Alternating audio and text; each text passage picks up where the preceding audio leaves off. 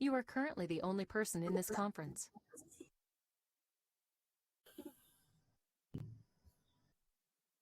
So what we are trying to see or what we are trying to observe is how we are going to use right hand thumb rule. जब भी right hand thumb rule हम लोग use करेंगे तो हमारा जो fingers के positions रहेंगे और जो थंब का पोजीशन रहेगा वो कुछ इसी तरह से रहेगा। अब ये फिंगर जो है, फिंगर का जो कर्ल है, ये जो आप देख रहे हो, एक minute,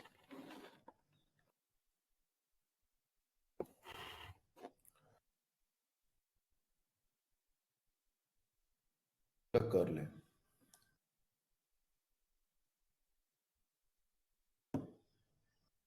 this is called curl.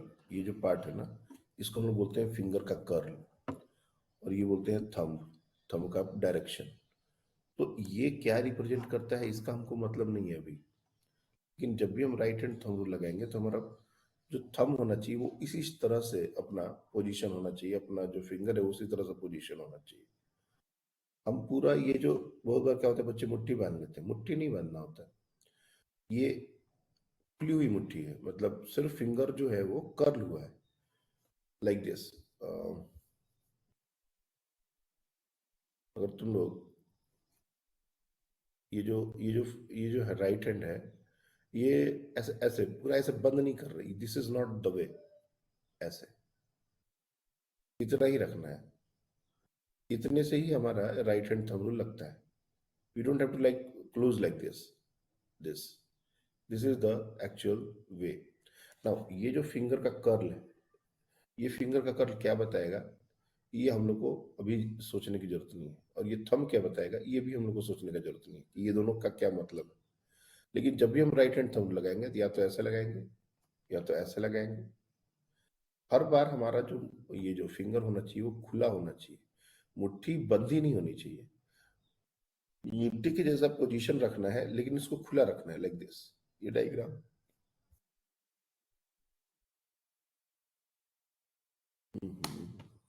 ये समझ ही नहीं आता ये क्या हो। एक मिनट रुकिए।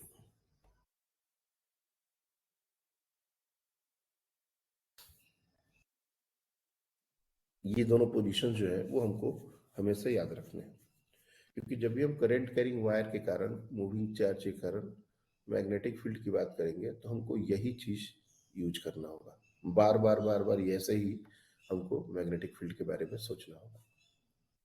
Biot Savart law,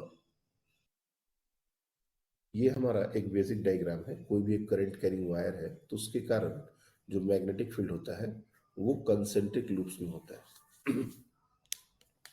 concentric loops में होता है, तो ये कंसेंट्रिक लूप्स के जो सेंटर होते हैं वो उस वायर पर होते हैं। जैसे यहाँ पर तुम देख रहे हो एक वायर है जिसमें करंट ऊपर की तरफ जा रहा है, तो एक करंट कैरिंग वायर के चारों तरफ, और यहाँ पर सिर्फ एक लेवल पर बनाया गया है ये डायग्राम।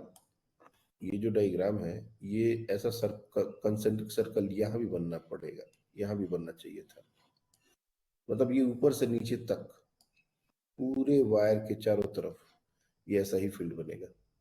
इन्होंने सिर्फ एक जगह बनाया है, इसके जस्ट ऊपर भी ऐसा ही कंसेंट्रिक सर्कल, उसके नीचे भी ऐसा ही कंसेंट्रिक सर्कल, ये पूरा वायर ऊपर से नीचे तक ऐसे ही कंसेंट्रिक सर्कल से भरा रहेगा।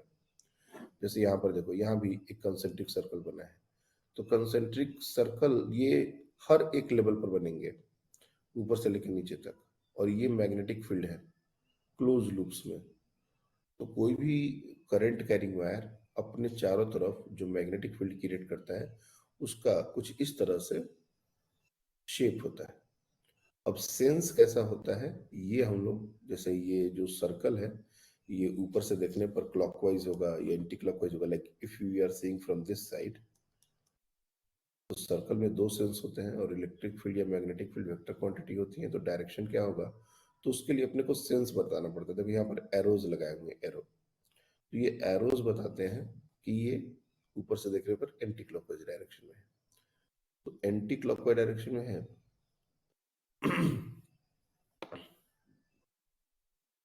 और अगर हम नीचे से देखें तो ये क्लॉकवाइज आ जाएगा, तो मैग्नेटिक फील्ड क्लॉकवाइज है, एंटी क्लॉकवाइज है, ये सारी बातें हम लोग करेंगे। फिर यहाँ से अगर कोई प्लेन बना दिया तो प्लेन को कट करेगा।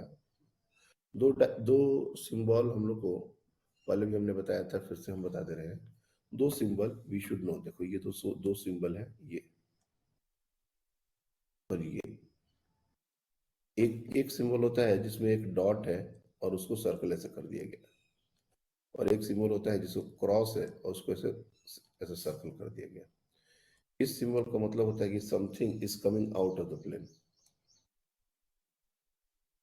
कमिंग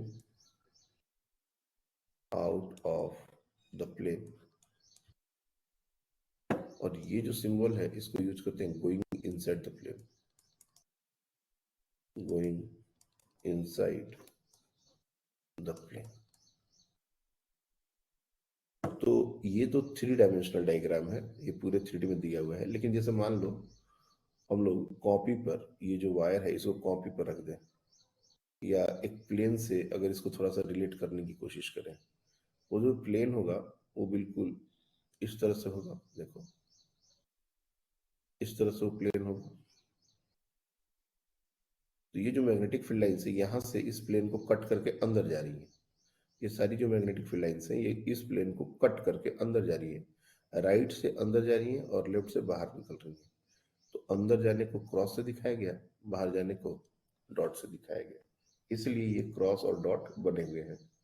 और बार बार ऐसा डायग्राम बनाना पॉसिबल नहीं होता, तो हम लोग सिंपली एक वायर के कारण ऐसा क्रॉस ऐसा डॉट ऐसा बना देते हैं।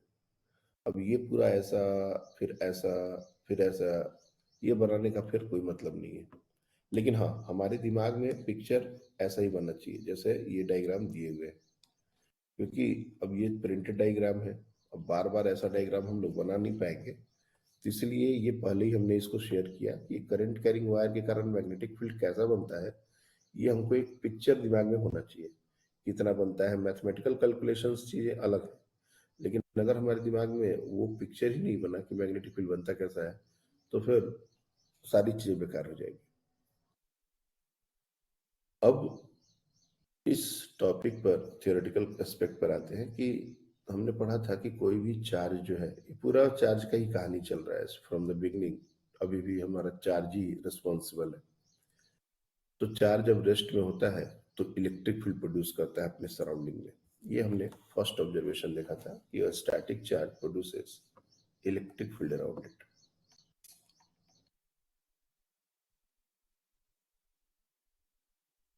Static charge produces electric field.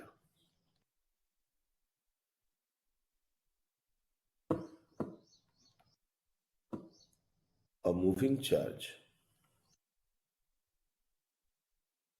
produces electric as well as magnetic field.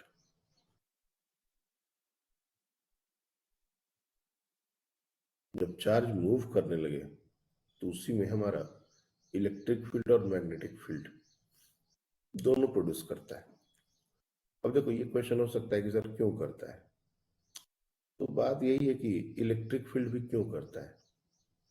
Charge है तो why it create electric field. तो क्यों करता है इसका आंसर हम लोग के पास जल्दी बहुत अच्छे से हम नहीं दे पाएंगे। एक चार्ज अब जब मूव करने लगा तो अपने सराउंडिंग में क्यों electric field sorry magnetic field create किया, we don't have answer for this.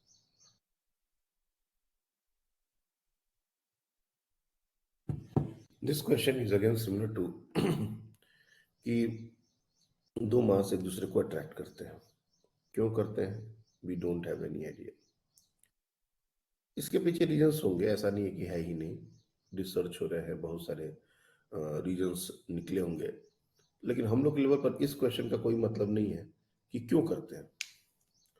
उसी तरह से एक मूविंग चार्ज अपने सराउंडिंग में मैग्नेटिक फील्ड क्रिएट करता है, क्यों करता है ये हमारे लिए कंसर्न नहीं है। और अभी ही एक स्टेटमेंट और मैं दे देता हूं, इसकी बाद में जरूरत है कि एक accelerating charge, an accelerating charge produces EM waves, electromagnetic waves, तो ये चार्ज ही है जो ये तीनों को क्रिएट करता है।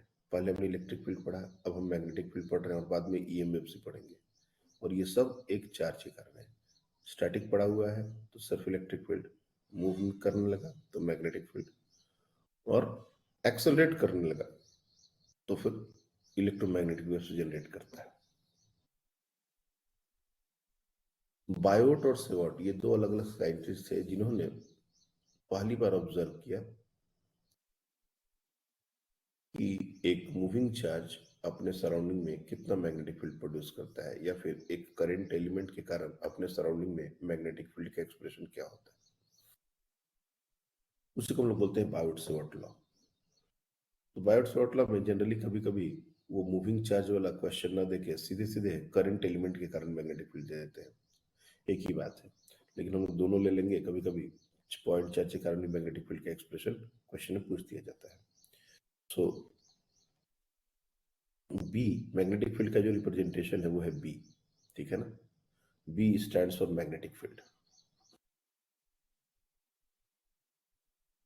और मैग्नेटिक फील्ड का यूनिट क्या होता है? What is the unit for magnetic field? तो इसका यूनिट होता है टेस्ला। नाम तो सुने होंगे। इसके अलावा और भी एक यूनिट है जिसको बोलते हैं गॉस पर मीटर स्क्वायर।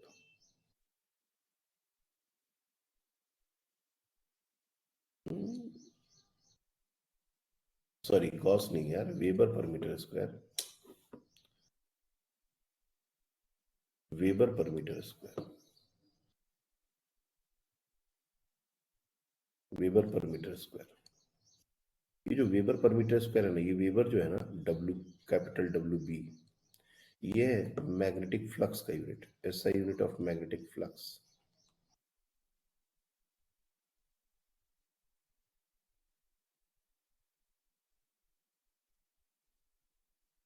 बाद में पढ़ते हैं हम लोग, ये मैग्नेटिक फ्लक्स इस चैप्टर का पार्ट नहीं है। लेकिन ये वेबर पर मीटर स्क्वायर बोलने का मतलब होगा फ्लक्स डेंसिटी। ये जो weber flux per unit area, इसको बोलते हैं फ्लक्स डेंसिटी। और फ्लक्स डेंसिटी को भी मैग्नेटिक फील्ड ही बोला जाता है। मतलब मैग्नेटिक फील्ड डायरेक्टली न बोल के अगर फ्लक्स डेंसिटी बोले तभी हम मैग्नेटिक फील्ड के बारे में बात कर रहे हैं। इसलिए टेस्ला और वेबर पर मीटर स्क्वायर ये दोनों हमारे यूनिट्स यूज होते हैं। और ये दोनों एक तरीके से एसआई ही है, मतलब 1 tesla equals to 1 weber per metre square. अब हमने फ्लक्स से फील्ड को डिफाइन कर दिया तो वेबर पर मीटर स्क्वायर, और नहीं तो डायरेक्टली फील्ड लिखा तो टेस्ला। और 1 टेस्ला इक्वल्स टू 10⁴ गॉस।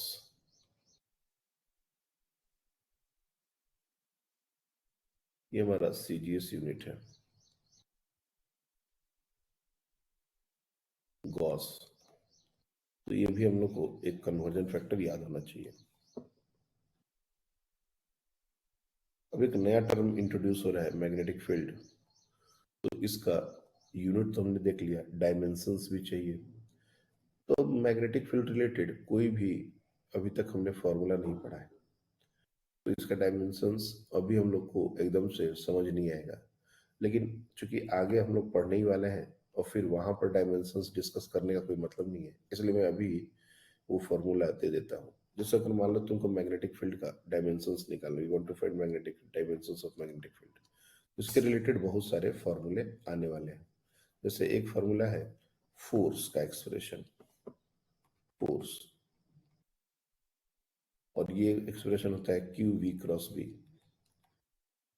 अब ये मूविंग चार्ज के ऊपर ये फोर्स का एक्सप्रेशन होता है अगर वो मैग्नेटिक फील्ड में गया तो। दूसरा एक्सप्रेशन होता है आई एल क्रॉस बी। तो ये दोनों फोर्स के एक्सप्रेशन है। कहाँ यूज होता है, क्या होता है, ये सब अभी जानने की जरूरत नहीं है। हमको अभी इसको यूज करके मैग्नेटिक फील्ड का डायमेंशंस निकल जाना चाहिए। बट बाद में देखेंगे कि क्यों आता है, कैसे आता है, कहाँ आता है। तो क्रॉस प्रोडक्ट का तो कोई ज्यादा रोल है नहीं डायमेंशंस को निकालने के लिए। तो तुम फोर्स को या तो आई एल भी ले लो या क्यू भी ले लो और वहां से डायमेंशंस निकाल दो। तो मैं क्या बोल रहा हूँ, F is equal to Q V B. यहां से बी का डायमेंशन क्या हो जाएगा, force divided by Q into V. Force हमारा होता है M L T minus two divide by Q charge 80 V L T minus one. बस अब इसको सिंप्लीफाई कर दो तो m ऊपर है ही एक l नीचे भी है और एक l ऊपर भी है, तो ये कैंसिल आउट हो जाएगा।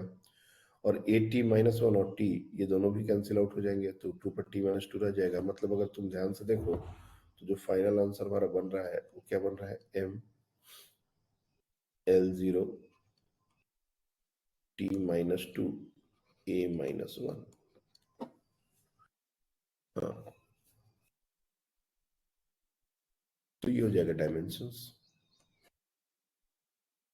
अब इस पूरे चैप्टर में हम लोग magnetic field source, magnetic field कैसे क्रिएट हो रहा है वो देखना है। मैग्नेटिक फील्ड की प्रॉपर्टीज भी हम लोग को पढ़नी है, जैसे electric field lines, electric field के बारे में हमने पढ़ा था डिटेल्स में, वैसे ही मैग्नेटिक फील्ड को भी रिप्रेजेंट करने के लिए मैग्नेटिक फील्ड लाइंस यूज करते हैं। लेकिन वो डिस्कशन इस चैप्टर का नहीं है, वो मैग्नेटिज्म मैटर का है, हम लोग उसको बाद में डिस्कस करेंगे। अगेन कि density of line signifies the strength of electric field, और वो जितनी भी बातें थी प्रॉपर्टीज, वो सब मैग्नेटिक फील्ड के लिए भी पढ़नी है, लेकिन वो हम लोग को नेक्स्ट चैप्टर में पढ़ना है। अभी हमको बस पढ़ना है कि मैग्नेटिक फील्ड होता है। तो मैग्नेटिक फील्ड क्रिएट करने के बहुत सारे तरीके हैं। सोर्सेस ऑफ मैग्नेटिक फील्ड के अगर बारे में हम बात करें, अभी हम लोग बात करें सोर्सेस ऑफ मैग्नेटिक फील्ड। कायदे से देखा जाए तो ये जो पार्ट है उसको एक तरीके से सोर्सेस ऑफ मैग्नेटिक फील्ड बोला जा सकता है। सोर्सेस ऑफ मैग्नेटिक फील्ड, तो मैग्नेटिक फील्ड को किस किस तरीके से क्रिएट किया जा सकता है। तो एक तो है मूविंग चार्ज,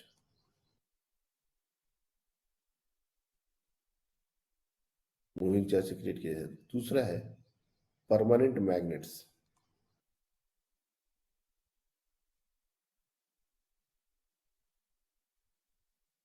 आपको पता होगा मैग्नेट्स जो होते हैं वो एक दूसरे को अट्रैक्ट करते हैं दूर दूर से भी, या फिर एक सिंगल मैग्नेट है तो वो आयरन कोबाल्ट इस तरह की चीजों को अट्रैक्ट करता है।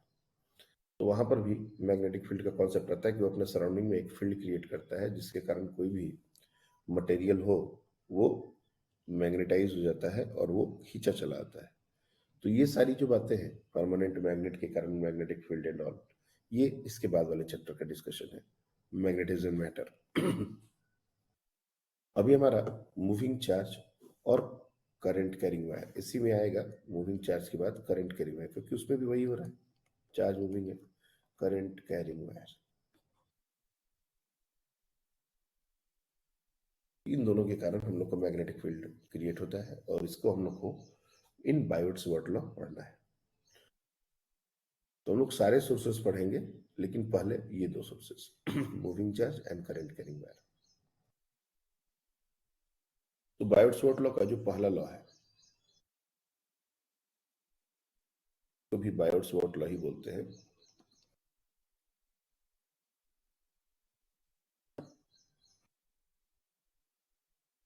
B due to a moving charge.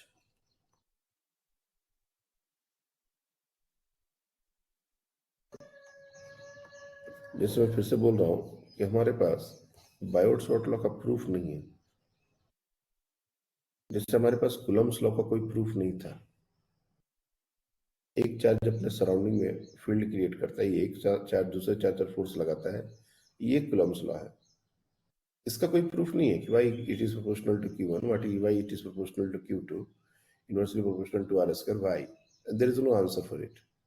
हाँ, अगर वो लॉ को ओबे कर रहा है तो उसके बाद उसको बेसिस लेके बहुत सारे रिजल्ट हम लोग डिराइव करते हैं। सिमिलरली बायोट्स-वार्ट लॉ का क्या प्रूफ है, तो कोई प्रूफ नहीं है, लेकिन इसको बेस लेके हम बहुत सारे रिजल्ट को डिराइव करते हैं। तो मान लो एक मूविंग चार्ज है और इसको हमने वेलोसिटी दे दी इस डायरेक्शन में भी, और हमको यहाँ पर इसके कारण ये अपने सराउंड में फील्ड क्रिएट कर रहा है, तो इसके कारण कोई भी एक पॉइंट अपने मर्जी से हमने कुछ एंगल पर लिया है, तुम कोई भी एंगल पर ले सकते हो। ये एक पॉइंट लिया है और इस लाइन को ऐसे सीधे सीधे आर वेक्टर की तरह ले लो।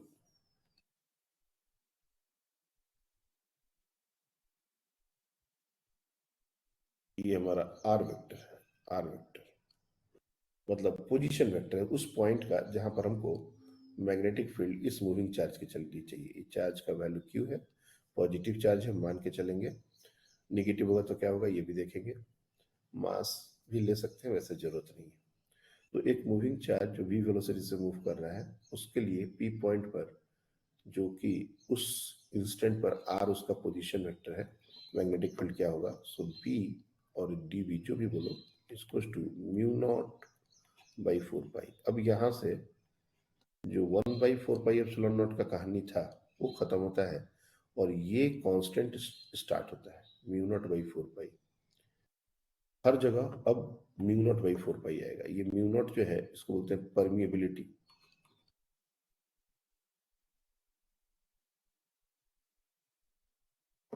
Free space.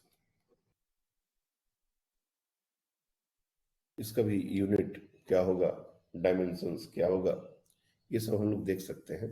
एक बार जब हम लोग एक्सप्रेशन लिखेंगे तो इससे अपने को वो पता चल जाएगा कि म्यू नॉट उसका भी डायमेंशन क्या होगा, उसका भी यूनिट क्या होगा, वैल्यू क्या होता है। तो म्यू नॉट का भी के लिए वैल्यू, म्यू नॉट का जो वैल्यू होता है वो 4 pi into 10⁻⁻7 tesla metre square. Tesla metre square नहीं, tesla metre per ampere, tesla metre per ampere ये होता है यूनिट। टेस्ला मैग्नेटिक फील्ड का, मीटर एम्पियर तो पता ही है। तो ये यूनिट है, अगर तुम चाहो तो इससे भी डायमेंशंस निकाल सकते हो। खैर इस पर हम लोग आएंगे। सो जो फॉर्मूला होता है कि एक मूविंग चार्ज के कारण आर डिस्टेंस और अदर आर पोजीशन वेक्टर पर जो मैग्नेटिक फील्ड का एक्सप्रेशन है वो है Q V cross are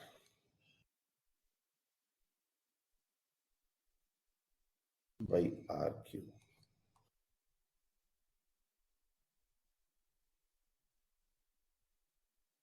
we cross R by R cube. अब देखो पहला ही फॉर्मूला, यहां से अब सारा फॉर्मूले के अंदर क्रॉस प्रोडक्ट इंट्रोड्यूस होने शुरू हो गया। ये है vector formula V cross R by R cube. अब इसको थोड़ा सा सिर्फ मैग्नेटिक फील्ड का मैग्नीट्यूड अगर लिखना हो तो उसको कैसे लिखेंगे, तो magnitude of magnetic field is equal to mu not by 4 pi into Q V cross are को वी आर साइन थीटा, तो Q V R sine theta divide by R cube. R से ये आर स्क्वायर में cancel out होगा और ये हो जाएगा mu not by 4 pi Q V sine theta upon R square. ये हो गया मैग्नीट्यूड। और ये जो v क्रॉस आर है इसका डायरेक्शन हम यहाँ पर बहुत आसानी से, हमने कल ही पढ़ा है, निकाल सकते हैं। v हमारा एक वेक्टर है ऐसा, r हमारा एक वेक्टर है ऐसा, और ये दोनों वेक्टर इसी प्लेन में है। तो डेफिनेटली ये तो बात तय है कि इसका जो क्रॉस प्रोडक्ट का डायरेक्शन होगा वो इस प्लेन के परपेंडिकुलर होगा। अब दो बातें हो सकती हैं, अंदर की तरफ या बाहर की तरफ, यही दोनों बातें हैं और क्या। और v क्रॉस आर अगर तुम इस पर एक स्क्रू रख दो और v से r की तरफ रोटेट करो तो ये रोटेशन क्लॉकवाइज है, और क्लॉकवाइज डायरेक्शन में अगर हम रोटेट करेंगे तो स्क्रू कसेगा, अंदर घुसेगा, यानी कि कोई कंफ्यूजन नहीं है, v क्रॉस r का डायरेक्शन हमारा इनसाइड द प्लेन होगा लाइक दिस। तो हम डायरेक्टली अगर मान लो सिर्फ मैग्नीट्यूड हमने लिखा तो इस पॉइंट पर मैग्नेटिक फील्ड का जो डायरेक्शन है वो कुछ ऐसा होगा। हम चाहे तो यहाँ पर एक क्रॉस बना सकते हैं लाइक दिस। ये ऐसे बहुत सारे आंसर्स तुमको मिलेंगे कि मैग्नीट्यूड लिख दिया और सिंबलाइज कर दिया कि मैग्नेटिक फील्ड उस प्लेन में अंदर जा रहा है या बाहर आ रहा है। वैसे तो मैग्नेटिक फील्ड कंसेंट्रिक लूप्स में होते हैं, लेकिन किसी भी पॉइंट पर उसका एक पर्टिकुलर डायरेक्शन है और उसको हम लोग टेंजेंशियल की तरफ लेते हैं अगर वो कंसेंट्रिक लूप को काउंट करें तो। जैसे यहाँ पर ये जो डायग्राम है, अब तुमसे पूछे देखो, ये जो देखो, ये टेंजेंशियल डायरेक्शन, ये टेंजेंट बनाया गया है, ये टेंजेंट बनाया गया है, ये टेंजेंट बनाया गया है।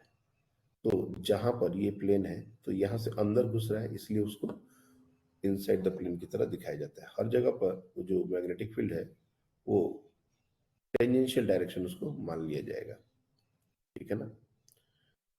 तो कंसेंट्रिक लूप्स में भले ही है, लेकिन उसका जो डायरेक्शन होगा that will be along the tangent. तो यहाँ से एक मूविंग चार्ज के कारण अगर उसी प्लेन पर कोई पॉइंट लेते हैं या कहीं भी कोई पॉइंट लेते हैं तो ये यही लॉ को ओबे करेगा। This is the way.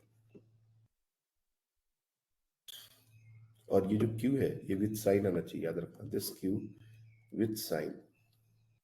जैसे अभी तुम पॉजिटिव चार्ज को लेकर चले थे, ये विथ साइन। अगर निगेटिव चार्ज होगा तो एक माइनस आ जाएगा और माइनस के कारण direction of magnetic field change हो जाएगा। और ये बहुत जरूरी है क्योंकि बहुत बार इलेक्ट्रॉन दे देते हैं,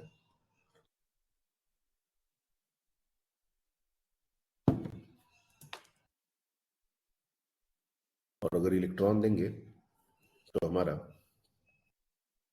सब कुछ तो सेम रहेगा, लेकिन direction of magnetic field change हो जाएगा। सारा खेल डायरेक्शन का है बच्चे। ये जो टॉपिक पढ़ा रहे हैं हम इतना लो स्लो कभी नहीं पढ़ाते, लेकिन मैंने देखा है पास्ट में जो अच्छे बच्चे होते हैं वो तो पिक कर लेते हैं, लेकिन ये जो आम जनता होती है वो बहुत सफर करती है इस टॉपिक पर। इसलिए हम बहुत स्लो, मतलब इससे ज्यादा स्लो हम नहीं हो सकते। इतना धीरे धीरे ये सारी बातें बता रहे हैं कि ताकि तुमको एक ग्रिप बने, डायरेक्शन को लेकर तुम हेजिटेट मत हो। और एक बार अगर ये ग्रिप बन गया तो फिर इस चैप्टर में कुछ बचा ही नहीं, फिर सिर्फ फॉर्मूले याद करने हैं और क्वेश्चन करना है। इलेक्ट्रिक फील्ड से भी सिंपल चैप्टर ये हम मानते हैं इसको। उसमें तो फिर भी बहुत सारी बातें हैं, पोटेंशियल पोटेंशियल बहुत, इसमें उतना बात है नहीं। तो एक मूविंग चार्ज के कारण किसी भी पॉइंट पर मैग्नेटिक फील्ड का ये फॉर्मूला है और इसी को बायोट-सावर्त लॉ बोलते हैं। अब डायरेक्टली इस फॉर्मूला को यूज करेंगे। ये फॉर्मूला कैसे आता है we don't have to know. और जैसे मैंने कहा था कि म्यू नॉट का जो वैल्यू है वो 4 पाई इंटू 10⁻⁷ तुम देख सकते हो टेस्ला मीटर पर एम्पियर, यही से समझ में आ जाएगा। वेलोसिटी है, वहां से एक लेंथ का टर्म आएगा, क्यू बाई टी का टर्म आएगा, क्यू बाई टी को एम्पियर लिखते हैं और यहाँ से लेंथ का टर्म कैंसिल आउट होगा, वही आ जाएगा। तो म्यू नॉट का भी डायमेंशंस हम लोग को पता होना चाहिए। लेकिन एक चीज तुम लोग को बहुत पहले भी बताई गई थी, मैं फिर से बता देता हूँ। कब डायमेंशन जनरली आता है इस क्वांटिटी का, म्यू नॉट एप्सिलॉन नॉट, इसका डायमेंशन पूछा जाता है। अब इंडिविजुअली अगर तुम म्यू नॉट का डायमेंशन में एप्सिलॉन नॉट का डायमेंशन निकालोगे डालोगे तो ये बहुत बड़ा टर्म, बहुत बड़ा क्वेश्चन हो जाएगा। लेकिन ये जो है ये फॉर्मूला है स्पीड ऑफ लाइट का, मतलब ये पूरा का पूरा जो टर्म है इसी को बोलते हैं स्पीड ऑफ लाइट। इसलिए इसका जो डायमेंशन हो जाएगा वो L t-1 हो जाएगा। तो अगर तुम चाहते हो कि एप्सिलॉन नॉट का डायमेंशन याद हो गया तो तुम डायरेक्टली यही से म्यू नॉट का डायमेंशन निकाल लो, एक बात कर रहे हो। या फिर म्यू नॉट का डायमेंशन पता है तो एप्सिलॉन नॉट का डायमेंशन यही से निकाल सकते हो। और नहीं तो फिर ये जो टेस्ला है, टेस्ला मैग्नेटिक फील्ड का यूनिट है, तो उसके लिए अभी हमने निकलवा लिया है बी का डायमेंशन, वहां डाल दो।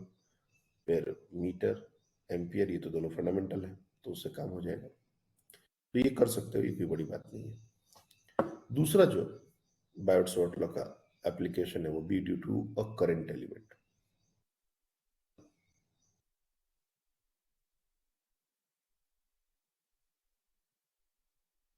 B due to a current element. Current element का मतलब होता है कि एक डीएल लेंथ का हमने कोई वायर लिया और उसके कारण मैग्नेटिक फील्ड निकालना चाहा। तो जैसे मान लो ये हमारा एक वायर है आर्बिट्री शेप का, हमने जानबूझ के थोड़ा इंटीग्रेशन जैसे इसको बना दिया है, बट ये है आर्बिट्री शेप का। और इसमें let's say the current is flowing in this fashion. Current ऊपर की तरफ बोल रहा है, and that current is let's say I.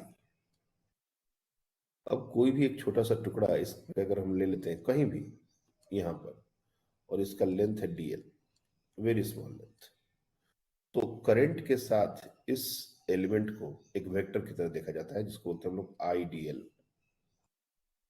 Current itself is not a vector quantity, लेकिन इसको एक लेंथ के साथ जब हम जोड़ेंगे तो इस पूरे को बोलते हैं करंट एलिमेंट। करंट एलिमेंट, और ये एक वेक्टर क्वांटिटी है, और इसका डायरेक्शन डीएल के डायरेक्शन में, मतलब करंट और डीएल मतलब ऊपर की तरफ है, तो ये एक वेक्टर छोटा सा ऐसा वेक्टर बन जाएगा। अगर यहां पर वो लेते तो ये वेक्टर कुछ ऐसा वेक्टर बन जाता है। तो IDL is a vector quantity. I itself is not a vector, dl itself is not a vector, but if we join these two terms become a vector, and this is known as current element. So Biot-Savart law is defined for a current element.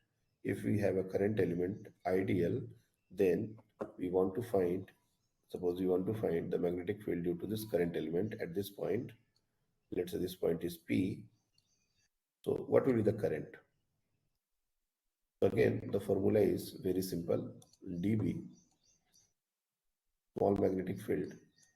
Again, this is a vector, mu naught by 4 pi IDL cross R on R cube.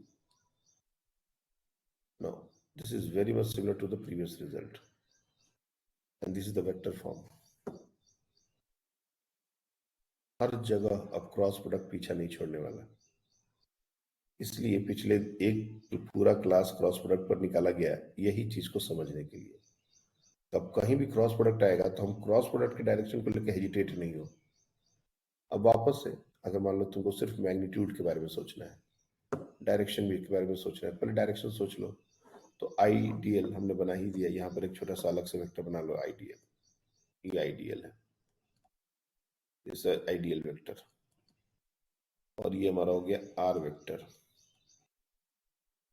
तो ideal cross are का मतलब है इस plane पे screw को रख के clockwise direction rotate करना। अगेन वही बात हो गई जो पिछली बार थी, यानी कि इस पॉइंट पर मैग्नेटिक फील्ड का जो एक्सप्रेशन है वो इनसाइड द प्लेन। और अगर यही पॉइंट हम लेफ्ट हैंड साइड में कहीं ले लेते हैं, सपोज ये वायर का एक राइट पार्ट है और एक लेफ्ट पार्ट है। पी पॉइंट एक जनरल पॉइंट है, ये राइट में तुम कहीं भी ले लो, इस वायर के राइट में कहीं भी ले लो, डायरेक्शन इनसाइड द प्लेन ही आएगा। और अगर लेफ्ट में अगर कोई पॉइंट ले लेते, सपोज जैसे यहाँ पर ले लो, कहीं भी ऊपर ले लिया, नीचे ले लिया, एकदम बिल्कुल बराबर पर ले लिया, कहीं भी ले, उससे कोई फर्क नहीं पड़ता। और जब तुम इसमें आइडियल का डायरेक्शन, मतलब आइडियल क्रॉस आर का डायरेक्शन अगर तुम करोगे तो ये एंटी क्लॉकवाइज डायरेक्शन में ये रोटेशन है और ये कमिंग आउट द प्लेन होगा। मतलब एक जनरल वायर के लिए, ये छोटे एलिमेंट के लिए हम बात करें, लेकिन एक स्ट्रेट वायर के लिए हमेशा याद रखना जो दो पार्ट हैं उस प्लेन में, एक उसके राइट में है और एक उसके लेफ्ट में है। तो राइट में मैग्नेटिक फील्ड हमेशा अंदर की तरफ या पूरे रीजन में मैग्नेटिक फील्ड किसी एक सेंस में होगा, और वो डिसाइड होगा हमारा राइट हैंड थंब रूल से। हर बार हम आइडियल क्रॉस आर के बारे में ना सोच के हम लोग राइट हैंड थंब रूल के बारे में सोचेंगे। कैसे सोचेंगे वो हमारा है। तो ये आइडियल क्रॉस आर का डायरेक्शन पी, पी जो पॉइंट है ये कहीं भी राइट में, ऊपर नीचे कहीं भी ले लो, बस राइट होना चाहिए, वो वायर के अंदर ही होएगा। और अगर लेफ्ट में जाए तो ये बाहर ही होएगा।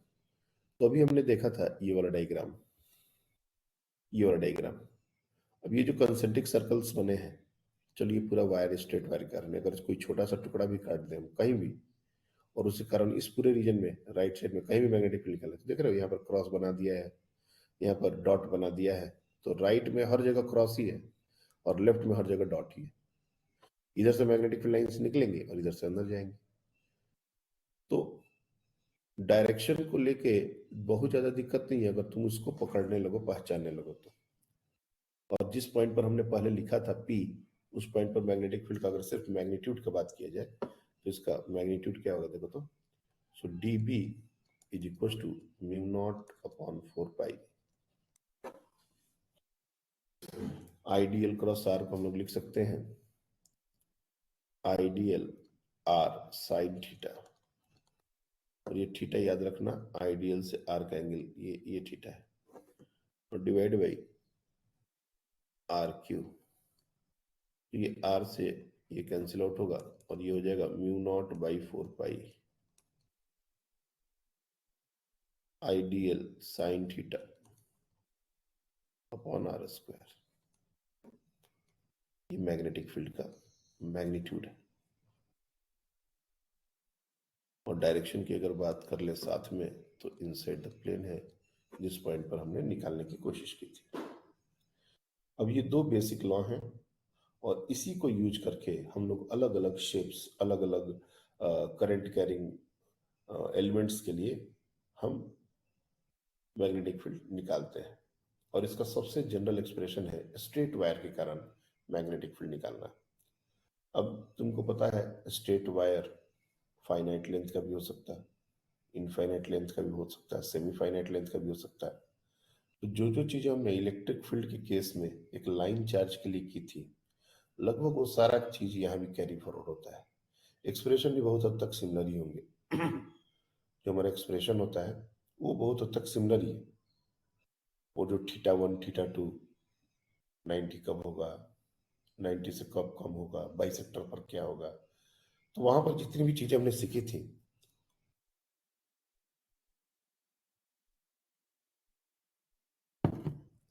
यहाँ भी फॉर्मूले का कुछ वैसा ही शेप, वैसा ही रूप आएगा। तो अगर तुम उसको रिलेट करके ये इन दोनों को याद करोगे, हाँ डायरेक्शंस का भी जो बात है वो थोड़ा अलग है। डायरेक्शन सेम नहीं बोलेंगे कि वहां पर जो डायरेक्शंस आए थे इलेक्ट्रिक फील्ड के और यहाँ पे डायरेक्शन जो आएंगे ये अलग अलग होंगे, डायरेक्शन का बात नहीं है। लेकिन जो फॉर्मूला का जो बात है, जो रिजल्ट है, वो बहुत हद तक सिमिलर आएगा। एप्लीकेशन ऑफ बैट्स लॉ में सबसे पहले हम लोग बात करेंगे स्ट्रेट वायर के कारण, और फाइनाइट लेंथ का ही लेंगे पहले, उसके बाद उसको इनफाइनाइट करेंगे। So now we are going to find out B due to a straight current carrying wire.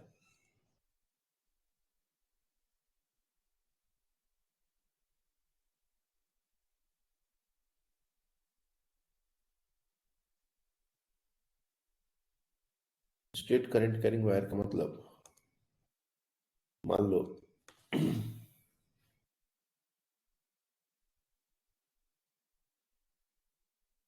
इस तरह का एक करंट कैरिंग वायर है,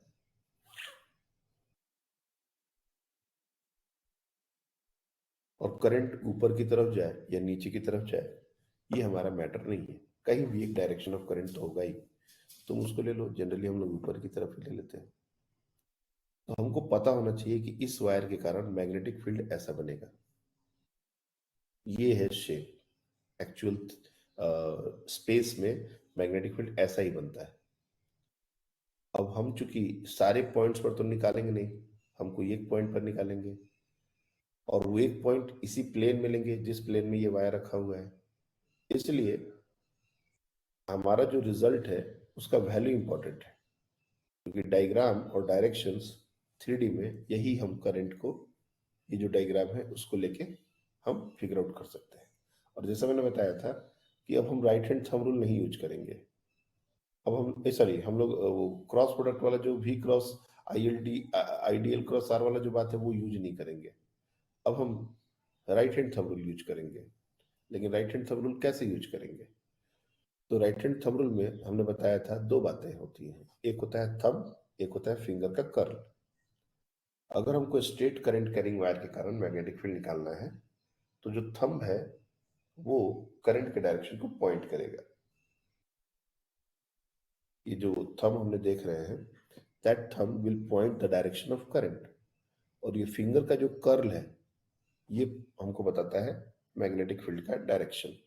अब जैसे यहां पर तुम इस बात को रियलाइज करो, यहां पर जो करंट है वो ऊपर की तरफ जा रहा है। तो करंट अगर ऊपर की तरफ जा रहा है तो तुम, ये करंट अगर ऊपर की तरफ जा रहा है तो हम लोग इस तरह से थंब को पॉइंट किए करंट के डायरेक्शन में। तो फिंगर का जो कर्ल है ये कैसा है? तो अगर इस तरह से बिल्कुल रखें तो राइट से अंदर जा रहा है, लेफ्ट से बाहर आ रहा है। यही हो रहा है। तो यही फिंगर को हम लोग को मैं बार बार कर रहा हूँ, इतना ही रखना है, ऐसे घुमा मत देना, बिल्कुल बंद नहीं करना, ऐसे इतना पर ही नाग जैसा बनाना होता है ऐसा। और ये थंब का डायरेक्शन है, तो थंब का डायरेक्शन करंट, फिंगर का कर्ल इधर से बाहर आ रहा है मेरी तरफ और इधर से अंदर जा रहा है। तो दो पॉइंट्स हैं, एक प्लेन में, मान लो ये प्लेन है, तो एक इधर पॉइंट है और एक इधर पॉइंट है। इधर कैसे जाएगा, तो दिख रहे हैं फिंगर अंदर घुस रहा है, इधर कैसे आएगा, फिंगर बाहर निकल रहा है। तो इस तरीके से हम लोग इस चीज को रियलाइज करते हैं। देख लो, ये जो तरीका है, फिंगर को मैंने थंब को करंट के डायरेक्शन में ऐसे रखना है और फिंगर को कर्ल करना है। तो डायरेक्शन हमको राइट हैंड थंब रूल से पता चल जाता है। अब तुम देखोगे ये जो वायर है, इसके राइट में कहीं भी बोल रहे हैं magnetic field inside the plane होगा, और इसके लेफ्ट में कहीं भी magnetic field coming out the plane होगा। तो डायरेक्शन का मैटर अब है ही नहीं, अब सिर्फ मैग्नीट्यूड कितना है बस वही देखना है। अगर हम तुम राइट में पॉइंट लोगे तो इनसाइड द प्लेन वैल्यू आएगा, लेफ्ट में लोगे तो आउटसाइड द प्लेन वैल्यू आएगा। ये अपने को समझ में आना चाहिए। अब मान लेते हैं कि हम लोग एक पॉइंट ले लिए, इस तरफ एक पॉइंट ले लिए, सपोज यहां ये एक पॉइंट है पी, और जो एलिमेंट लिए वो कहीं ऊपर ले लिए, नीचे भी ले सकते हैं ऊपर भी ले सकते हैं, कोई इसमें ऐसा है ही नहीं कि वो एलिमेंट कहाँ हो, क्योंकि हमको तो पूरे वायर के कारण निकालना है।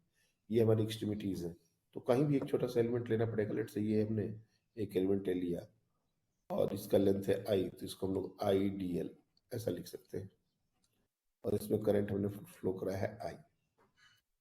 तो जैसे मैंने बताया था कि करंट एलिमेंट एक वेक्टर की तरह बिहेव करने वाला है, और यहां से उस पॉइंट को जहां पर हमको मैग्नेटिक फील्ड निकालना है एक वेक्टर से ज्वाइन करना पड़ता है, और ये हमारा होता है आर। और ये आर वेक्टर अगर तुम देखो तो एंगल जो बनाता है इसके बीच का ये एंगल, इसको हम लोग लेते हैं साइन थीटा, ये हमारा होता है थीटा। अगर इस पूरे वायर पर ये परपेंडिकुलर लेंथ है, इसको तुम चाहो तो डी से, जनरली वहां भी डी से डिनोट किया था, यहां भी डी से डिनोट कर सकते हैं। अब तुम देखोगे कि जितने भी एलिमेंट हैं, एक एलिमेंट अगर तुम चाहो तो नीचे ले लो, और यहां से उस पॉइंट को ज्वाइन करने का कोशिश करो। तो आर डैश, इसको हम लोग बोलेंगे आर डैश, इसको आर वेक्टर की तरह दिखाओ, आर डैश। दिक्कत देखो क्या क्या हो गया, एक तो डिस्टेंस तो अलग अलग है ही, आर वेक्टर ओरिएंटेशन भी चेंज हो रहा है और डिस्टेंस भी चेंज हो रहा है। This point is not equi distant from every point. तो दोनों वेरिएबल हो गए, थीटा भी वेरिएबल हो गया और आर भी वेरिएबल हो गया। तो ऐसे दो वेरिएबल को एक साथ डील करने का हम लोग क्लास 11-12 में कॉन्सेप्ट नहीं पढ़ते। हम लोग कोशिश ये करेंगे कि कोई एक के टर्म में दूसरे का भी वेरिएशन इंक्लूड हो जाए, क्योंकि इंटीग्रेशन में हम लोग डबल इंटीग्रेशन होता है, ट्रिपल इंटीग्रेशन भी होता है, लेकिन हम लोग इस लेवल पर उसको नहीं पढ़ते। तो इसलिए हमारी कोशिश यही रहती है कि अगर दो चीजें वेरी कर रही हैं, लेंथ भी वेरी कर रहा है और थीटा भी वेरी कर रहा है, और जैसे जैसे लेंथ वेरी करेगा वैसे वैसे थीटा वेरी करेगा, तो हम लोग इन दोनों में कोई सिमिलैरिटी हो तो अपन उसको यूज करें। तो एक सिमिलैरिटी मिलती है, क्या वो, देखो मान लेते हैं कि हमने ये जो एलिमेंट लिया है डीएल लेंथ का, ये जो परपेंडिकुलर है इससे एल लेंथ पर लिया, एल लेंथ पर we have taken this element at a distance L from this point। ये एक फिक्स्ड पॉइंट है, जिस पॉइंट पर हमको मैग्नेटिक फील्ड निकालना है, बिल्कुल वहां से परपेंडिकुलर ड्रॉप किया है वायर पर, और यहाँ पर एक ट्रायंगल बन रहा है। That triangle look like this. Now this is the triangle,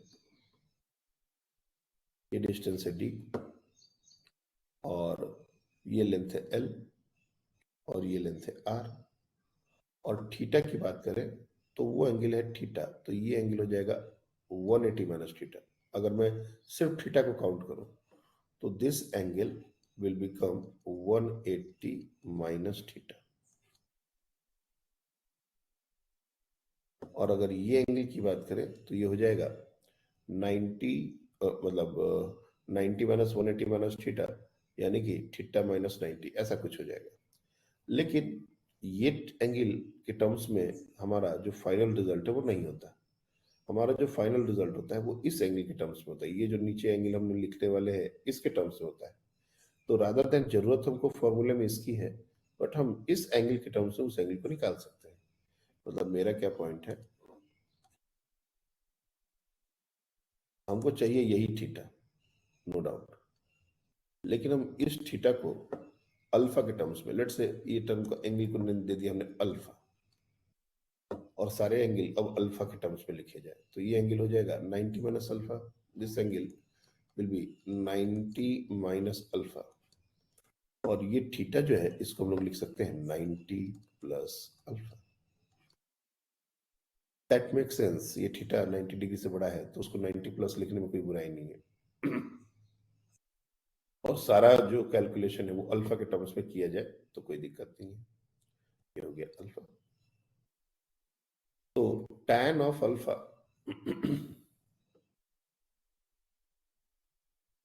tan of alpha is equal to L by D, और यहां से L जो है वो हमारा हो जाएगा D tan alpha.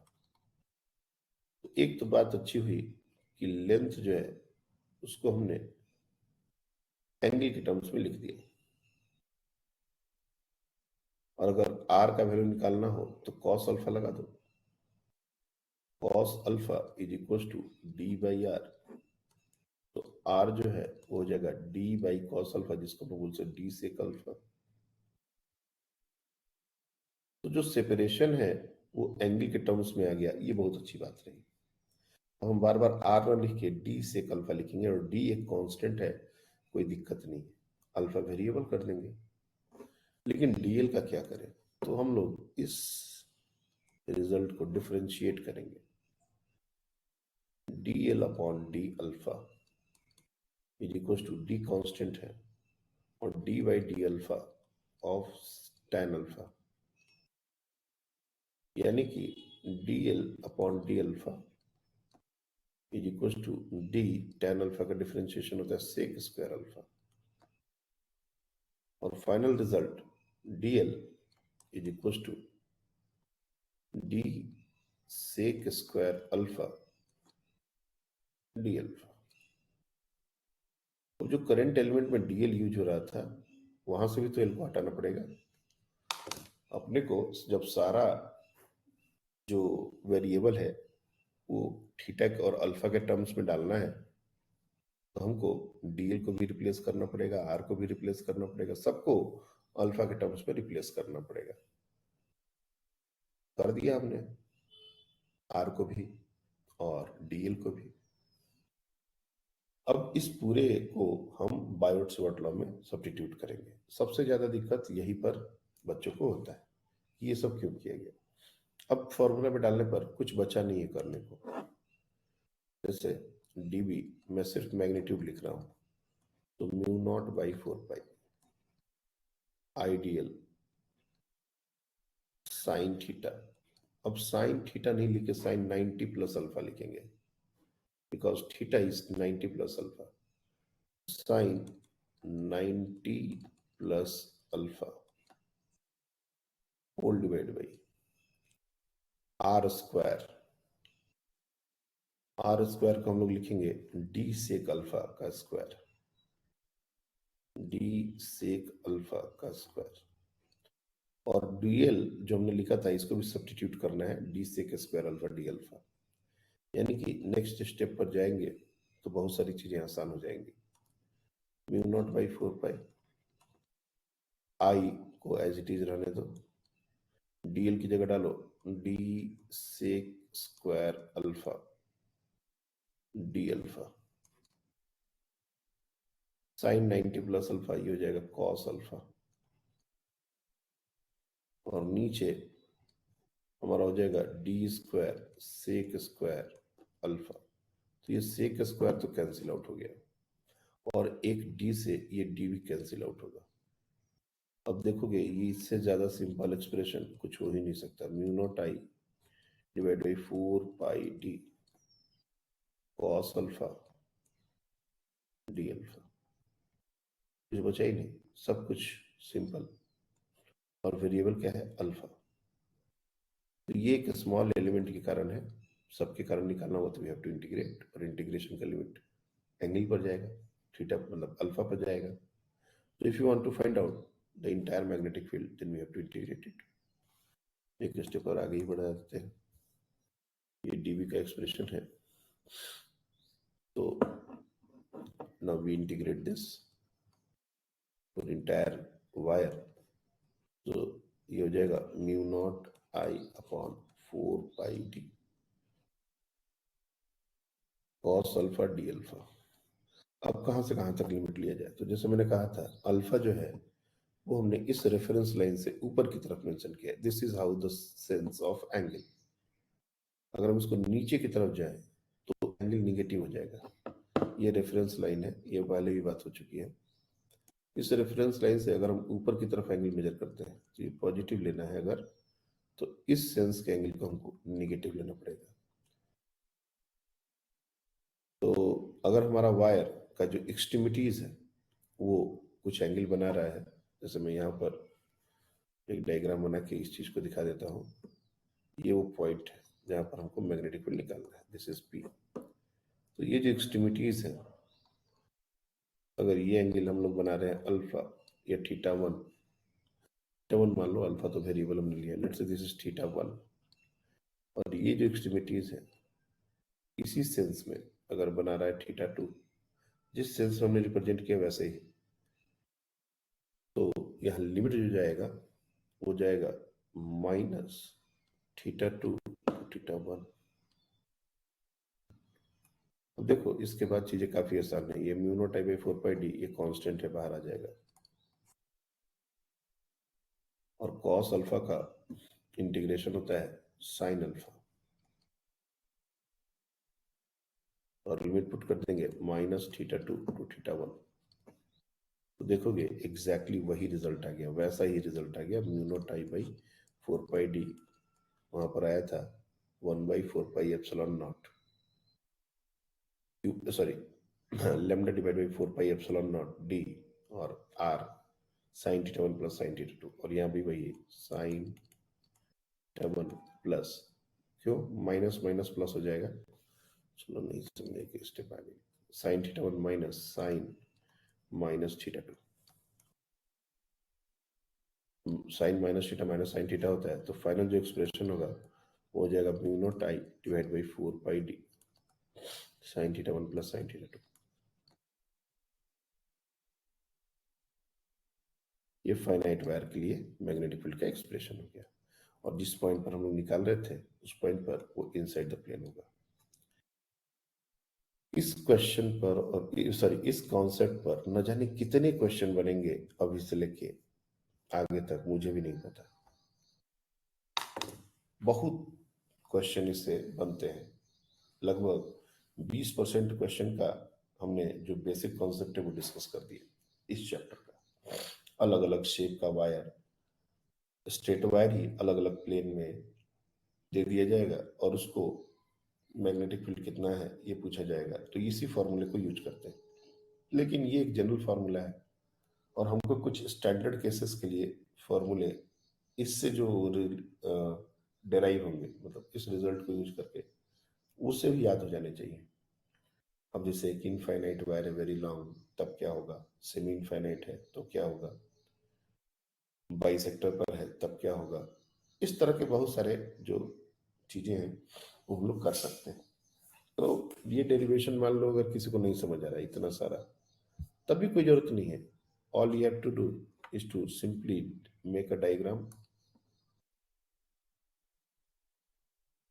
Take that point जहां पर हम मैग्नेटिक फील्ड निकालना चाहते हैं, और ये जो एक्सट्रीमिटीज है इसमें ये एंगल थीटा 1 दिखाओ, सॉरी हाँ यही तो दिखाया था ना, थीटा 1 हमने कौन सा एंगल लिया था, हाँ बराबर, ये एंगल को थीटा 2 लिया इसी सेंस में, और करंट का डायरेक्शन ऐसा, और इस पॉइंट पर मैग्नेटिक फील्ड का direction right hand thumb rule से तो इजीली निकल जाएगा, उसके लिए तो अपने को फॉर्मूले की जरूरत ही नहीं है।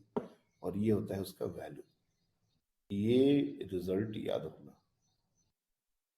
This is the minimum thing you can do. ये डायग्राम, ये फॉर्मूला, उसके पहले कैसे आया, क्यों लिया गया, अल्फा ही वेरिएबल क्यों बनाया गया, ये सब का जरूरत नहीं है। Simply remember this. और अब इसके बाद इसके जो एप्लीकेशंस हैं, अगर वो याद कर लो तो अपना काम आसान है। जैसे सबसे पहला इसका एप्लीकेशन आएगा, B due to an infinite current carrying wire. B due to an infinite wire.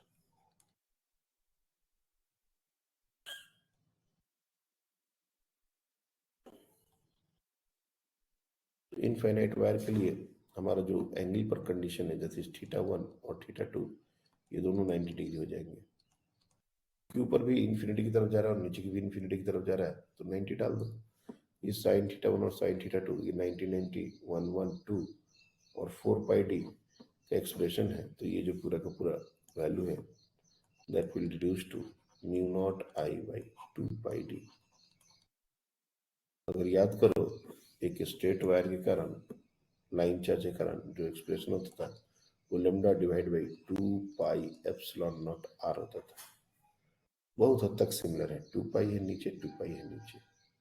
हाँ, एप्सिलॉन नॉट और म्यू नॉट ये अपोजिट होते हैं, मतलब इन द सेंस कि एक नीचे गया है तो दूसरा ऊपर आएगा। ये बहुत कॉमन सी बात है। म्यू नॉट और एप्सिलॉन नॉट में ये तुम चीज को आजमा सकते हो कि हर बार एप्सिलॉन नॉट अगर जहां है उसके उल्टे साइड में ही म्यू नॉट आना चाहिए। यहाँ भी इन्वर्सली प्रोपोर्शनल टू डी आया, यहाँ भी इन्वर्सली प्रोपोर्शनल टू आर था। बस ये है कि यहाँ पर लेमडा है, यहाँ पर आई है, बाकी और कोई फर्क नहीं है इन दोनों रिजल्ट्स में। तो जिनको ये याद है उनको ये याद हो जाएगा, या जिनको ये याद हो रहा है उनको ये रिकॉल हो जाएगा। तो रिलेट हमको करने आना होना। हम इसको बिल्कुल एक फ्रेश फार्मूले की तरह रटने बैठ जाएंगे, तब तो इतने सारे फार्मूले होंगे पूरे फिजिक्स में कि दिमाग घूम जाएगा। सिली मिस्टेक्स नहीं होने का एक जो हमारा तरीका है वो यही है, हम चीजों को रिलेट करके याद करें। इधर से नहीं तो उधर से हम सोच लेंगे कि गलत हो रहा है कुछ। अभी इनफाइनाइट वायर है, अब इसके सेमी इनफाइनाइट भी हो सकते हैं। अब सेमी इनफाइनाइट में क्या क्या केसेस हैं, तो 2-3 केसेस जैसे वहां बताया था, बिल्कुल वही यहाँ भी रिपीट करूंगा कि B due to semi infinite wire. देखोगे पूरा का पूरा जो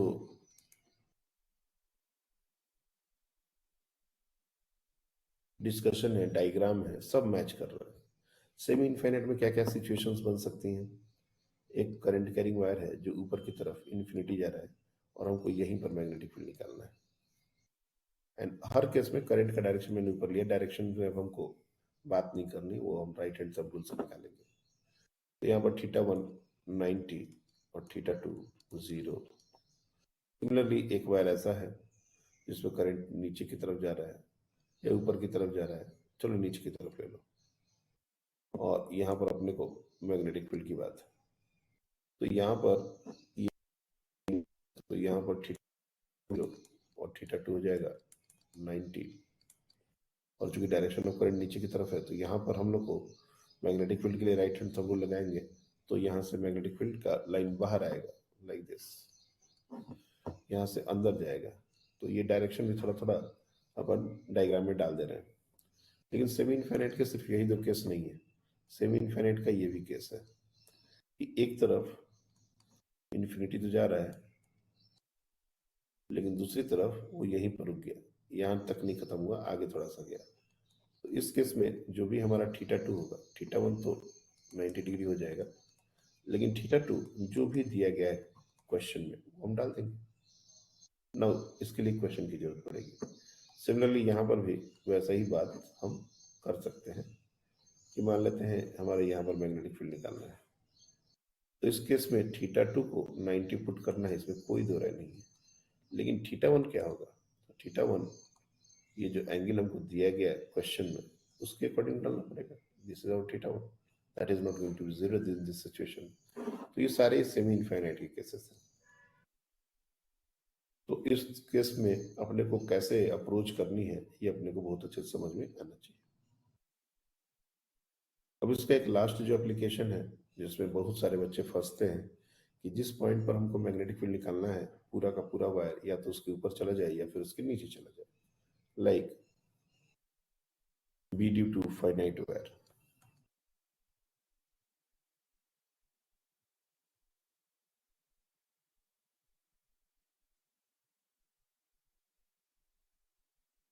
फाइनाइट वायर के कारण। तो फाइनाइट वायर में हमेशा ही ऐसा नहीं है कि ये सामने बिल्कुल पॉइंट आ गया, ये तो आ गया तो ठीक ही है, तो कोई दिक्कत ही नहीं। लेकिन अगर मान लो वायर ऐसा है और हमको मैग्नेटिक फील्ड यहाँ निकालना है, या वायर ऐसा है और मैग्नेटिक फील्ड हमने यहाँ निकालना है, तो डायरेक्शन तो हम राइट हैंड थंब रूल से ही निकालेंगे, डायरेक्शन के बारे में बदलने की जरूरत नहीं। सिर्फ एंगल की बात अपने को समझनी है कि थीटा वन थीटा टू कैसे डालते हैं। तो याद रखना कि हमारा जो स्टैंडर्ड फॉर्मूला है उसका डायग्राम हमेशा पिक्चर दिमाग में होना चाहिए।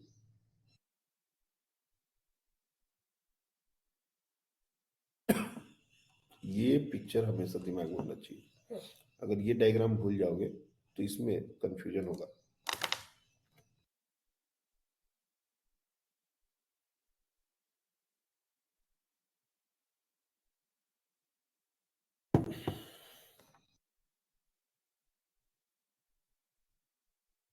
तो मैं क्या बोल रहा हूँ, जैसे मान लो यहाँ पर, तो सबसे पहले जैसे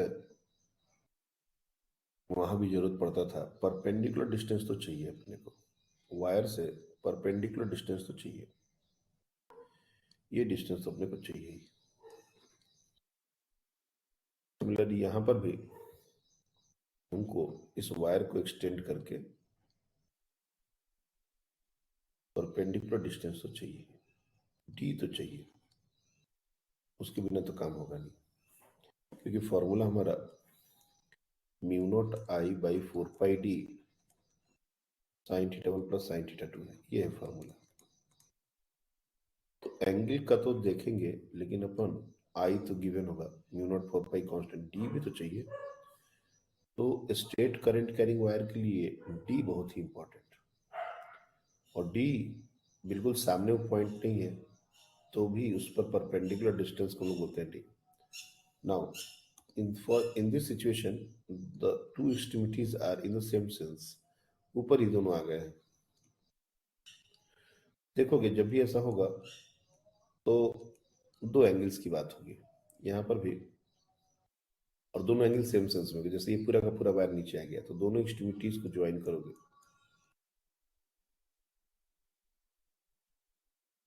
तो फिर से यहाँ पर भी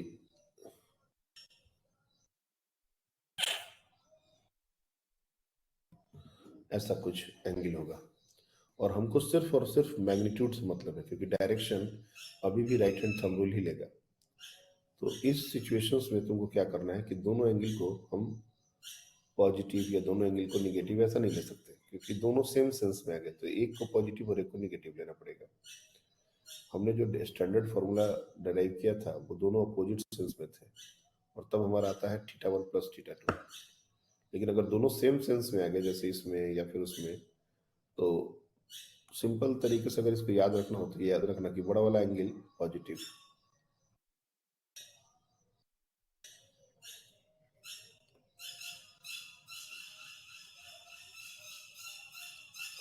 और छोटा वाला एंगल नेगेटिव, बिना किसी लाग लपेट के इसको याद रखना है। तो थीटा वन तो पॉजिटिव होगा, थीटा टू तो नहीं नहीं उतना नहीं है। सिर्फ हमेशा बड़े वाले एंगल को तुम पॉजिटिव लो, छोटे वाले एंगल को निगेटिव लो, तो ताकि ये जो sine theta one minus sine theta two ये जो टर्म है ये कभी निगेटिव नहीं है। और जैसे मान लो वाले वाले सिचुएशन में ये बड़ा वाला एंगल 60 डिग्री है और ये 30 डिग्री है, तो 30 को निगेटिव लेना है, मतलब sine of 60 degree plus sine of -30 degree ये होगा। अब साइन -30 का मतलब क्या हो गया, माइनस साइन 30, तो साइन 60 माइनस साइन 30, ये हो गया ब्रैकेट के अंदर का टर्म का कैलकुलेशन। सिमिलरली अगर इस वाले केस की बात करें तो इसमें भी अगर ये बड़ा वाला एंगल 60 है और छोटा वाला एंगल 30 है, तो ऐसा ही कुछ कैलकुलेशन रहेगा, ताकि ये ब्रैकेट का टर्म कभी भी निगेटिव नहीं रही, ये हमेशा पॉजिटिव रहे, और बाहर का टर्म तो पॉजिटिव आएगा ही। तो ये सिर्फ और सिर्फ मैग्नीट्यूड का टर्म है। अब बात है एक सर डायरेक्शन की, तो राइट हैंड थंब रूल लगाओ, करंट का डायरेक्शन ऊपर की तरफ है, थंब को ऊपर की तरफ करो, तो इस केस में इनसाइड द प्लेन आएगा, इस केस में भी इनसाइड द प्लेन आएगा। तो डायरेक्शन के बारे में तो कोई बात ही नहीं है सोचने का क्यों कैसा होगा। राइट हैंड थंब रूल लगाया, फिंगर का जो कर्ल है वो टुवर्ड्स राइट में अंदर घुस रहा है, मतलब वो हर पॉइंट पर अंदर ही घुसेगा। तो डायरेक्शन निकालने के लिए अपने को राइट हैंड थंब रूल, और मैग्नीट्यूड निकालने के लिए ये तरीका। क्या ये बात समझ आ रही है?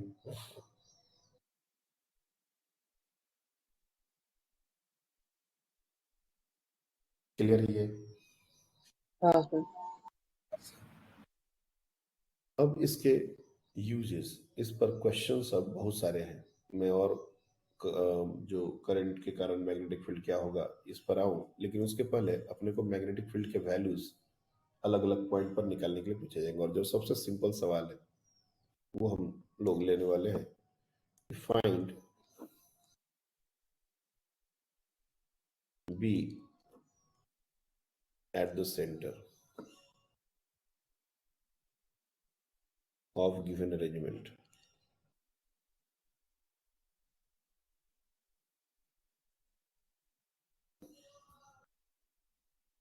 जैसे एक अरेंजमेंट हमने लिया, एक स्क्वायर,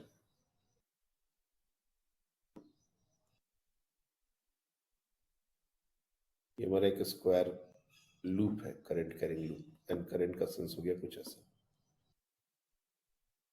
ये हमारा करंट है, let's say that current is I, और ये हमारा सेंटर है। इसी पॉइंट पर हमको मैग्नेटिक फील्ड निकालना है। और साइड लेंथ की जहां तक बात है तो तुम ले लो a, this is the side length of the square. ऐसा एक और सिचुएशन बनाया जा सकता है, equilateral triangle.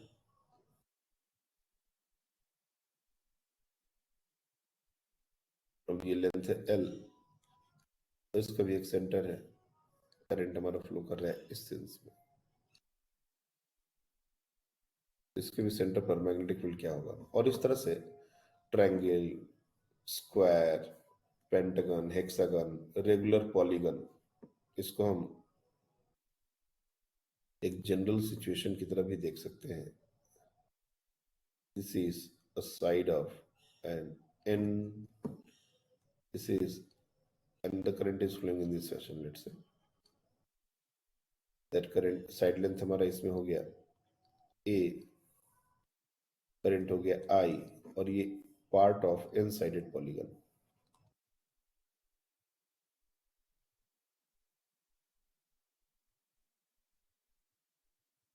N sided polygon, तो ये इसका भी कहीं ना कहीं सेंटर तो होगा ही। तो इसके लिए मैग्नेटिक फील्ड का एक्सप्रेशन क्या होगा? तो basically answer, your answer should be in terms of N, और एन का वैल्यू 3 डाल दोगे तो इसका आंसर आ जाएगा। एन का वैल्यू 4 डाल दोगे तो इसका आंसर आ जाएगा। एन का वैल्यू 6 डाल दोगे तो हेक्सागन के लिए आंसर हो जाएगा। तो मतलब ये एक तरीके से तुम जो निकालोगे एक फॉर्मूले की तरह भी काम कर सकता है। चलो ट्राई करो।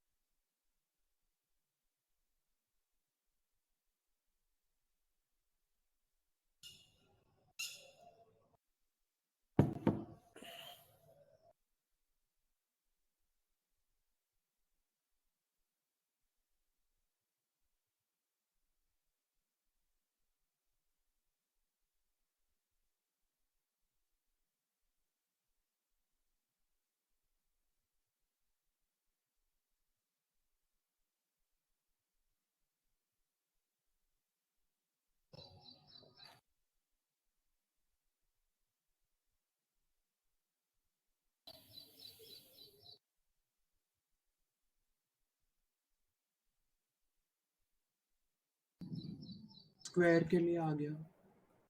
गुड। इसके स्क्वायर के लिए क्या आया है? मैग्नेटिक फील्ड सेंटर, एक बार बताइए।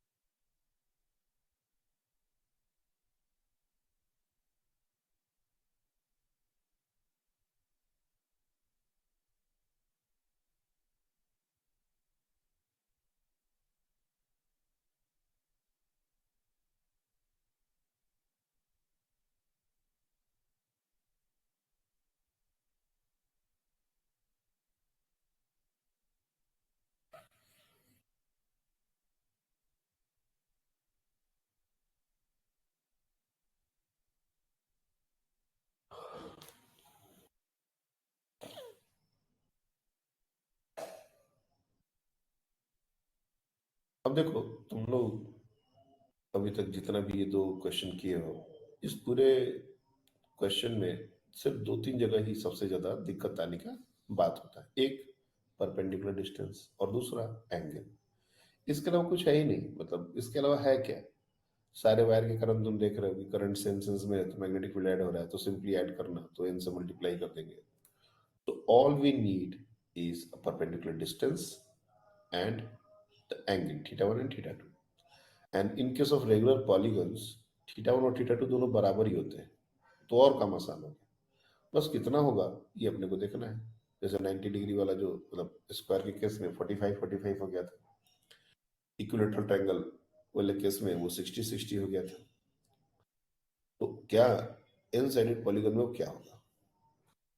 तो हम लोग को जनरल पॉलीगन के, रेगुलर पॉलीगन के कुछ प्रॉपर्टीज याद होने चाहिए, समझ में आना चाहिए।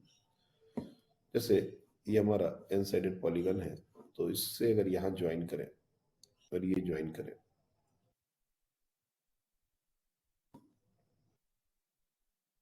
ऐसे ज्वाइन करें, तो ये जो एंगल होगा, कोई बता सकता है ये एंगल कितना होगा? What is this angle? ये 2π/n होगा। 2π/n होगा ना। और अगर यहां से एक परपेंडिकुलर ड्रॉप कर दे, तो ये परपेंडिकुलर डिस्टेंस है, और ये दोनों angle individually pi by N हो जाएंगे।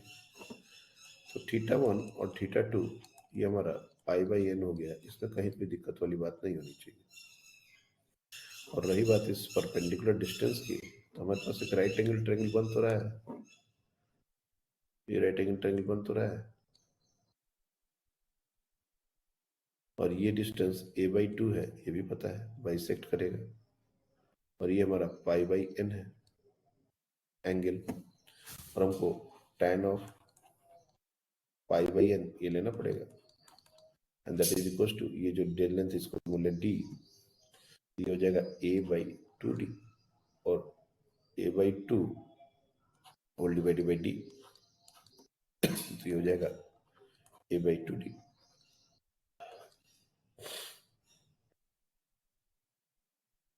So d can be written as a divided by 2 tan pi/n। d भी निकल गया, थीटा 1 थीटा 2 भी निकल गया, तो बचा गया कुछ नहीं। तो b is equal to mu not i divide by 4 pi d की जगह हम लोग पुट करेंगे a, और ये 2 tan pi/n, ये फॉर्मूला, ये वैल्यू ऊपर चला जाएगा, into sin pi/n plus sin pi/n, sin pi/n plus sin pi/n। लेकिन ये तो एक वायर के कारण हुआ, इसको n से तो मल्टीप्लाई करना होगा ना पूरे के लिए निकालने के लिए। ये तो एक के कारण हुआ था। अब इसको थोड़ा सा सिंप्लीफाई करने का जरूरत है। ये 2 को डायरेक्टली दिख रहा है, ये कैंसिल आउट कर दोगे, और sin pi/n में भी एक 2 sin pi/n का टर्म आएगा, वो भी 2 कैंसिल आउट होगा। मतलब डायरेक्टली देखे, सो mu not i upon pi a,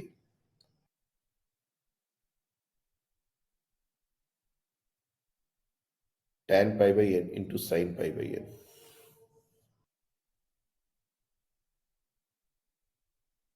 tan pi/n into sin pi/n, ऐसा कुछ दिख रहा है। कुछ गड़बड़ हो रहा है, और एक n का टर्म भी है। ठीक है,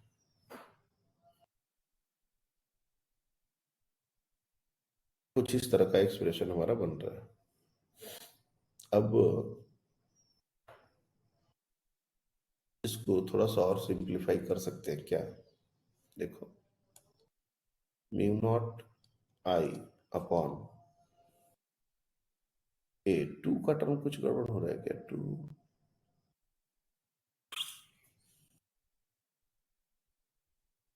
सारे कैलकुलेशन सही तो है ना? Pi by n two pi by n सही तो है।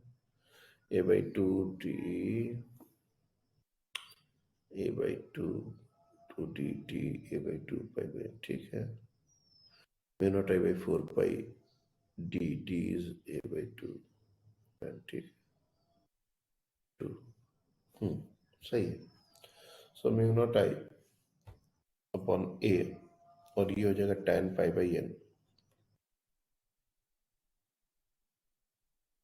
इंटू ये जो sine pi by N divide by ऊपर वाला जो n है और नीचे वाला जो पाई है उसको पाई बाई एन।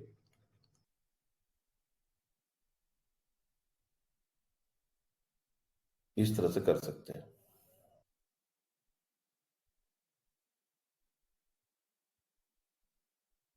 साइन कॉस, इससे भी सिंपल एक्सप्रेशन बन सकता है यार, ये थोड़ा ज्यादा बड़ा हो रहा है।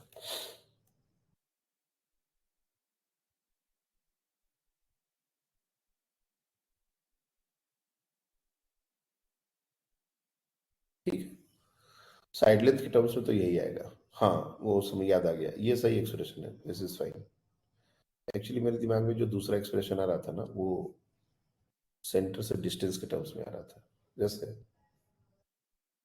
पर क्या दिक्कत है, ये जो हमने अनसाइडेड पॉलीगन लिया है ना,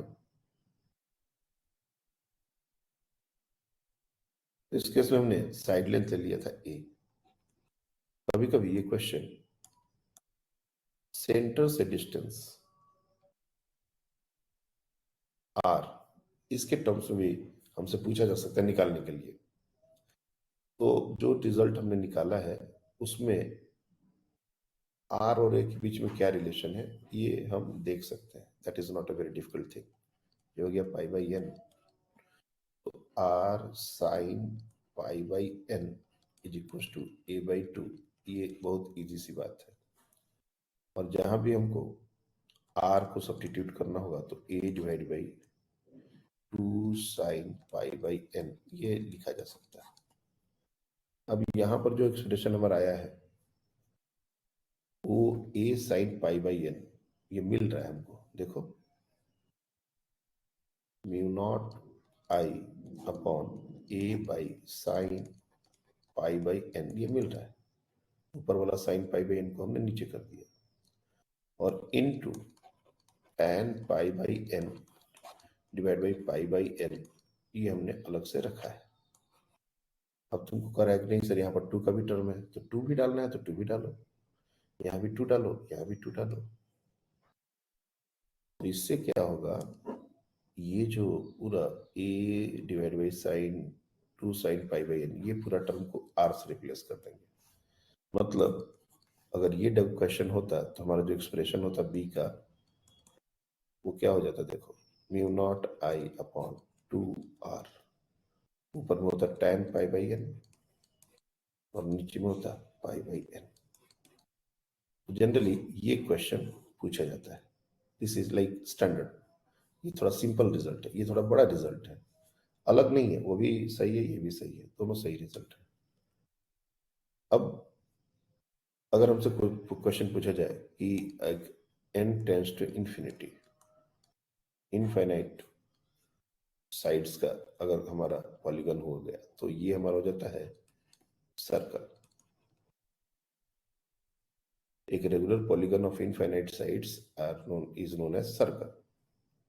और यहां पर अगर limit n tends to infinity डाल देंगे तो ये pi by n tends to 0 हो जाएगा, और ये जो पूरा का पूरा टर्म है tan 0 बाई 0 बन जाएगा।